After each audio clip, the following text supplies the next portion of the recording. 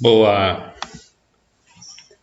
boa tarde a todos, boa noite, boa tarde, boa noite. Vamos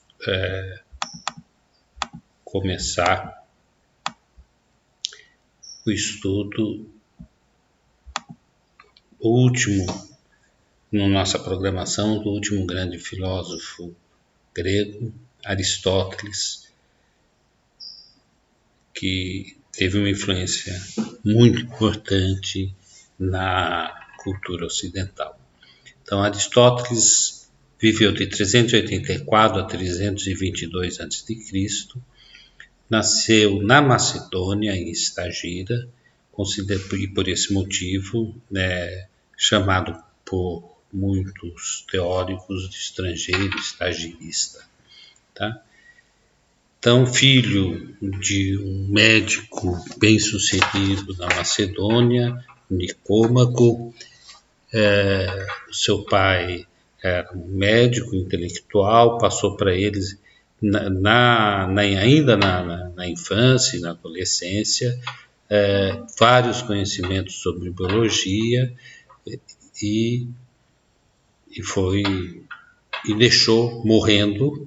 morreu e deixou uma herança para Aristóteles, tá? Ele morreu quando Aristóteles tinha 17 anos. E aí Aristóteles resolveu viajar para Atenas, resolveu mudar para Atenas, tá? Procurando se aprofundar nos estudos, etc. Naquela época, em Atenas existiam duas grandes correntes, tá?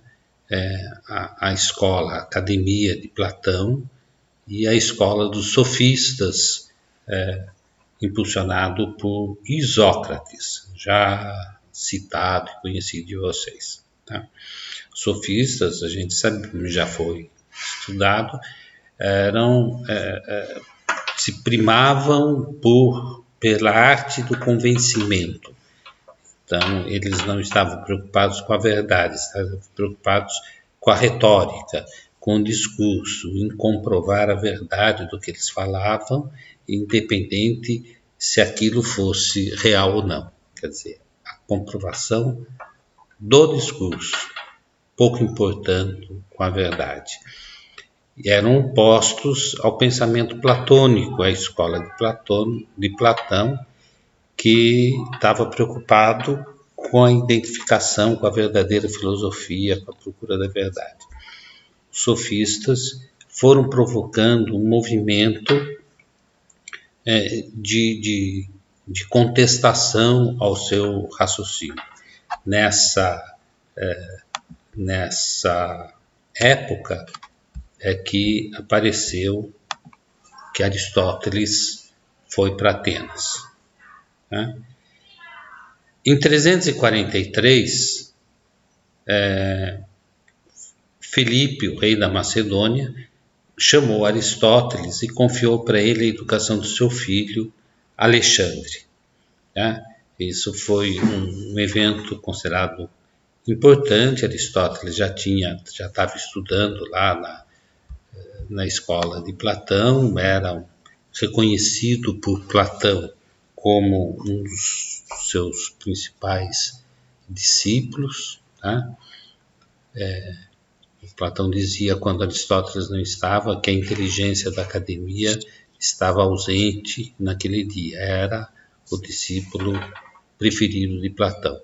Mas ele voltou para Macedônia para a educação do seu filho Alexandre. Esse fato importante causou repercussões importantes na época até hoje.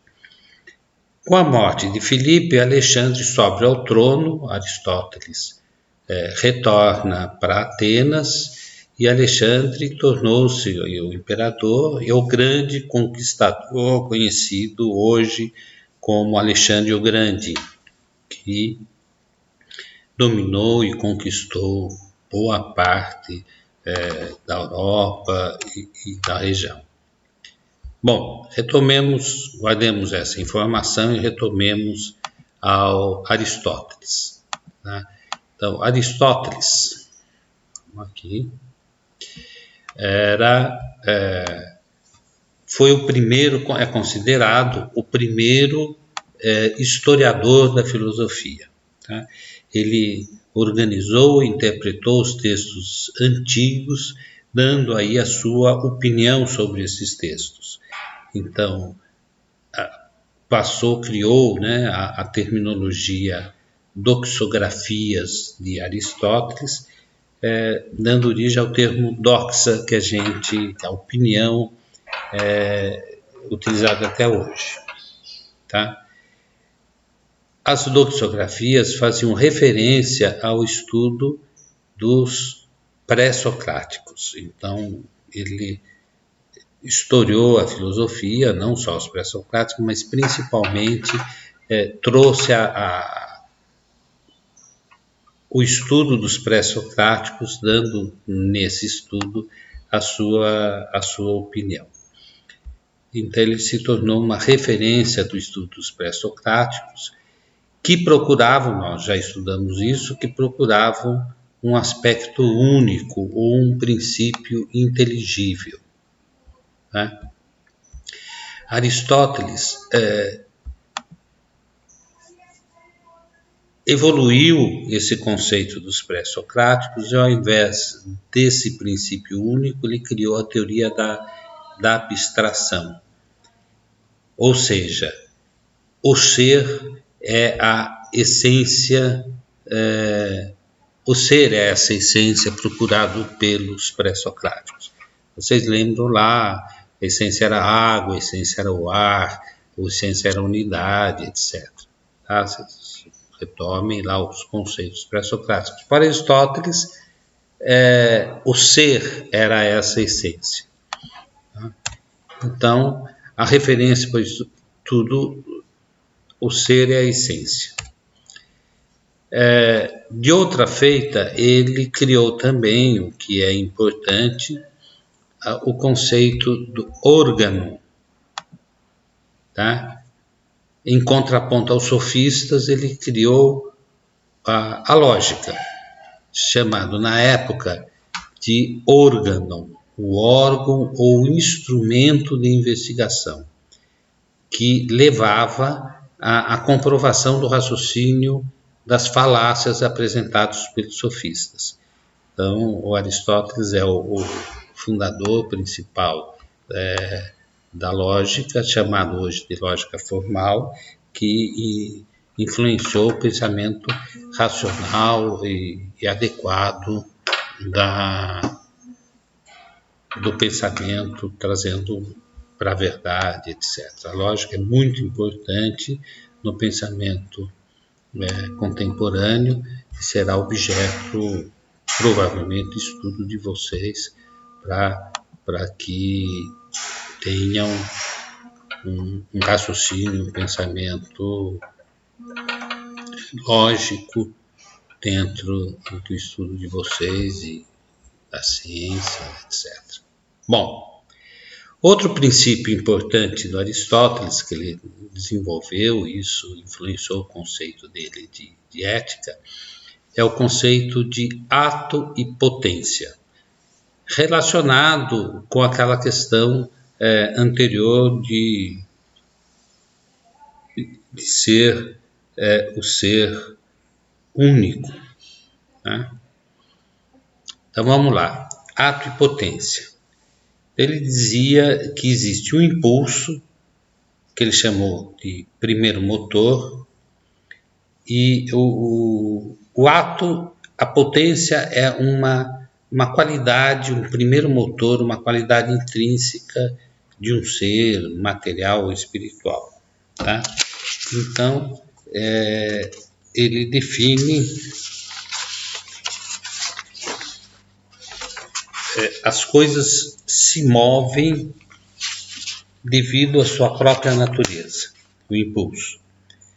Então, dando um exemplo simples, a água, pela sua natureza, ela cai, derrama. O vapor, pela sua própria natureza, sobe, eleva-se. Então, esse é o impulso natural das coisas e é o primeiro motor das coisas e dos seres. Tá? Movimento aí provoca um certo movimento que transforma a potência em ato. Tá? Então vamos lá, antes de falar do ser humano, vamos dar um exemplo concreto de ato e potência. Então, uma semente é uma potência. Tá? Vamos trazer para o concreto, fica mais fácil entender. A semente seria uma potência, que tocando o vento, tá? Pode levar essa semente a cair num solo fértil, tá? E germinar e dar origem a uma árvore. Então, a semente já tem dentro de si todo elemento da árvore, tá? É a potência. O ato decorrente dessa semente é o crescimento da árvore. Para que haja essa movimentação, é necessário movimento. Vamos dizer assim, um vento que soprou a semente e fez cair num terreno fértil para dar origem à árvore. Tá? Esse movimento é o motor que leva aquela potência ao ato, certo? Ao ato de se tornar uma árvore. De maneira geral, no ser humano, ele diz que todos nós temos a nossa qualidade em potência, potencial, que é o impulso, o primeiro motor para as nossas ações. E que existe algo superior, existe um elemento superior divino, tá? Depois ele vai considerar isso como uma característica divina.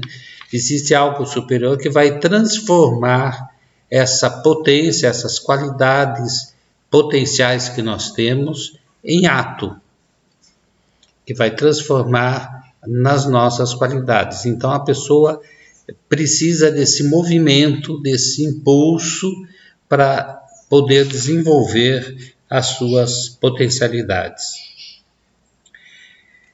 Então, as potencialidades individuais, nós nascemos com elas, todo ser humano tem a sua potencialidade.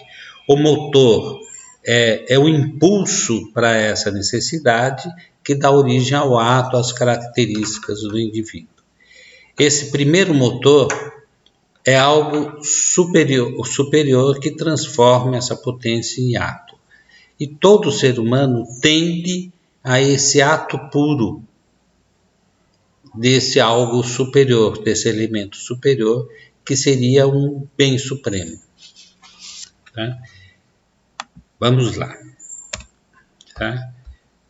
Aí, ele vai, escreve esse conceito de ato e potência é importante para poder caracterizar o que ele entende por ética e por moral. Tá? O conceito de ética surge essencialmente num texto chamado Ética para Nicômaco, que não é o pai dele, é Nicômaco, o filho. Ele teve um filho e deu o nome para o filho, o mesmo nome do pai, e o filho que, de certa forma, editou, compilou esse livro do Aristóteles, e por isso se chama Ética para Nicômaco. Tá? Temos aí embaixo a referência, vamos deixar aqui para ficar mais fácil. A referência aí, Ética para Nicômaco, tem uma tradução muito boa, muito bem feita, que consta da Revista de Filosofia da Universidade Federal de Pelotas, traduzida pelo Lucas Angioni. Tá? Então, na Ética para Nicômaco, que é a principal obra aí do conceito de ética, tá? Ele afirma que todo ser humano deseja a felicidade, que é um prazer sólido e durável. E o prazer deve ser resultado daquilo que foi realizado, de um ato, o produto das ações. Então vamos retomar lá o conceito de ato e potência. Existe então um impulso natural do ser humano para um ato que tem um elemento, algo superior, um elemento superior, e que todo ser humano tem essa tendência de transformar esse impulso num ato puro, que traz dentro de si desse elemento superior, que seria o bem supremo. A obtenção desse bem supremo, desse ato, pelas suas ações, é essa felicidade que é um desejo íntimo de todo ser humano, que a felicidade seria um prazer sólido e durável, resultado do ato decorrente daquela potência natural que todo ser humano tem. Tá? Então, a atividade que trará prazer, a atividade que dará prazer sólido e durável, traz um prazer supremo, que é esse conceito do bem supremo, que só pode ser conquistado tendo a virtude como meio. Então, daí nesse livro da Ética por Nicômaco, tem os conceitos o conceito básico da ética para ele, retomando. Então, a atividade que trará esse prazer sólido e durável traz um prêmio supremo, que é um prazer supremo que está relacionado com esse conceito de bem supremo, que só pode ser conquistado tendo a virtude como meio. Tá? Retomando aí. Então, a virtude moral é um meio termo entre dois vícios. Então, a virtude como meio das ações para chegar ao bem supremo. O que é essa virtude moral? Então, é o meio termo entre dois vícios, um dos quais envolve o excesso e o outro a deficiência. Tá? Então, visa aí a mediana entre dois termos nas paixões e nos atos. Então, a virtude moral é adquirido através do meio termo, a mediana entre o excesso ou a deficiência. E essa justa medida, esse meio termo, só é adquirido através do hábito. Então, a ética, a justa medida, a virtude é adquirida através do hábito que leva o indivíduo ao bem supremo e à felicidade perene e duradoura. Citação aí do Aristóteles. A natureza nos dá a capacidade de receber as virtudes, e tal capacidade se aperfeiçoa com o hábito. Tá? Voltemos, então, ao conceito inicial lá do Aristóteles, que viveu nessa época, tá? E esse é o conceito básico de ética e de moral que interferiu durante muito tempo nos conceitos contemporâneos nossos de moral. Tá? E aí ele desenvolve depois a questão da moral social, o conceito do ser bem supremo vinculado ao conceito de família como sendo a essência dessa moralidade social. Tá? Bom, é isso aí.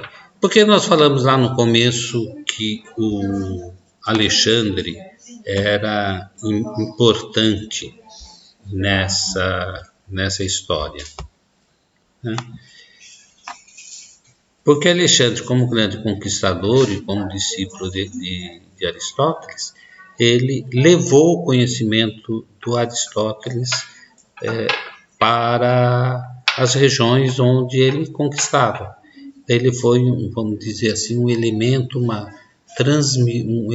importante de transmissão da filosofia aristotélica. E como Aristóteles foi um grande enciclopedista, ele guardou todo o conhecimento da filosofia anterior a dele, da Grécia Antiga, e esse conhecimento foi resguardado e pôde ser, influenciou o pensamento ocidental, influenciado, entre outras formas, pelo envolvimento de Alexandre com a filosofia aristotélica. Então, o grande Aristóteles foi quem reservou e guardou toda essa filosofia da Grécia Antiga que tanto influencia o pensamento ocidental contemporâneo depois da era cristã. Ok? É isso aí, muito obrigado e até a próxima.